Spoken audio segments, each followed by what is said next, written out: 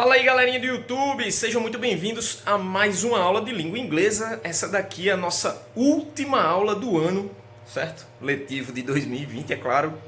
E essa aula mais especificamente para vocês das turmas do 6º B, 6º C e 7º B da Escola Estadual Doutor Lavoisier Maia. Nós nessa última aula aqui iremos duplicar a aula, porque a última semana é essa, porém ainda falta uma aula para cumprir a minha carga horária. Então essa aula na verdade serão as aulas 28 e 29 juntinhas uma da outra. Então vou duplicar o tempo de aula dessa aula para que nós venhamos a contemplar a nossa carga horária, tá certo? O que falta de minutos nós iremos contemplar aqui nessa última aula. E é basicamente isso, acompanhe aí na sequência desse vídeo do que se trata a videoaula de hoje. Valeu, galera. Bye, bye. Pois muito bem, galerinha do YouTube. Vamos dar sequência aqui à nossa aula, certo? Como eu falei, essas aqui serão as nossas duas últimas aulas. Nosso último vídeo, na verdade, porém esse vídeo vai ser duplicado e será compreendido pelas aulas 28 e 29. Está sendo divulgada essa aula aqui, galera, no dia 8 de março de 2021. Então, muito bem. Continuando aí, né? Dando sequência aos nossos indefinite articles, que são o a e o an, como eu expliquei nas aulas anteriores, né?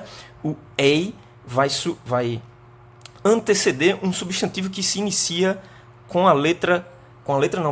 som de consoante. Já o artigo indefinido an vai anteceder um substantivo que inicia-se com som de vogal, certo?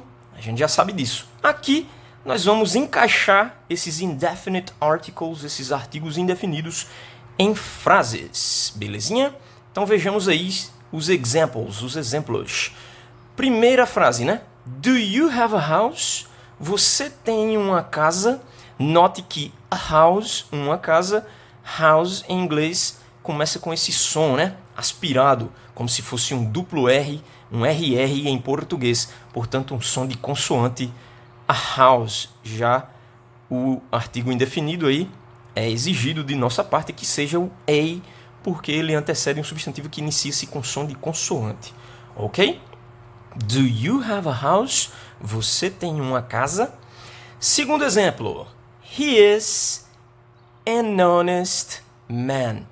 Honest, certo? Que é o adjetivo honesto, e diferentemente do substantivo house, que ambos, né? A gente pode notar, se iniciam aí com som de consoante. Som de consoante não. Se iniciam com uma consoante na escrita, o H, porém o som de house é som de consoante, o som inicial.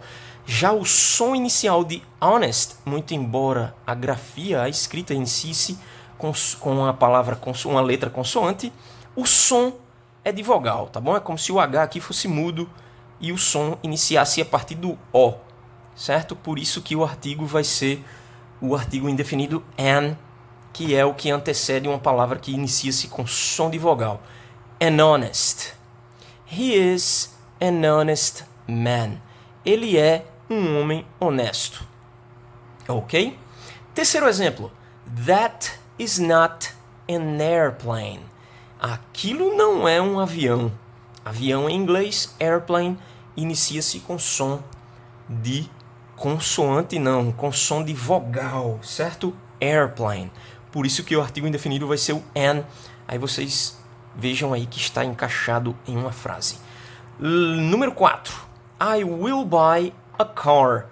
Car inicia-se com som de consoante. Portanto, o artigo indefinido aqui que nós vamos usar é o a. I will buy a car. Certinho? Eu irei comprar um carro. Está encaixado também nessa frase aí. Última frase. It's not an apple. Isto não é uma maçã. Maçã em inglês, a gente já sabe aí, né, de outros exemplos, começa com som de vogal. Apple. Certo? It's not an apple. Então, o artigo indefinido aqui vai ser o an, porque apple inicia-se com som de vogal. Tá bom?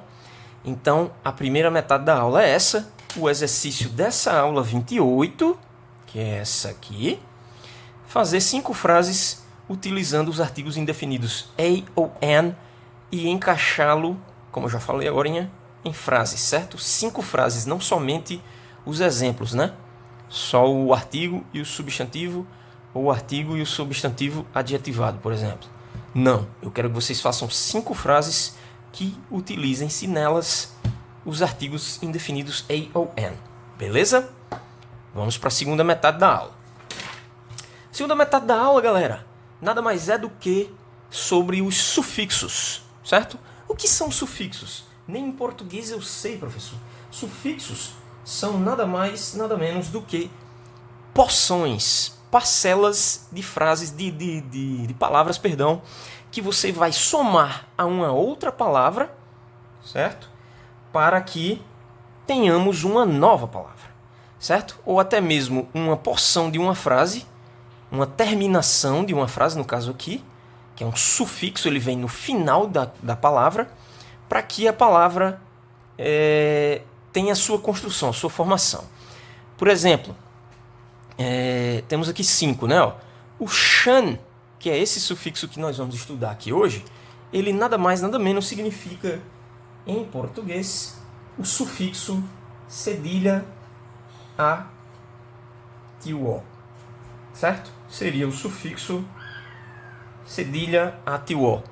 Então vejamos aí, ó. Dependendo da palavra, elas são muito semelhantes à língua portuguesa, a gente tem que fazer na tradução algumas modificações, tá bom? Por exemplo, primeiro exemplo aí, ó, action, né? Eu não vou dizer ação, né? Tem que fazer a modificação que é necessária aí, né? Para fazer sentido no português. Então, action seria ação. Eu retiro o sufixo em inglês, que é o shan, e a tradução seria o cedilha at o. Nesse caso aqui específico da número 1, eu retiro também esse C, né?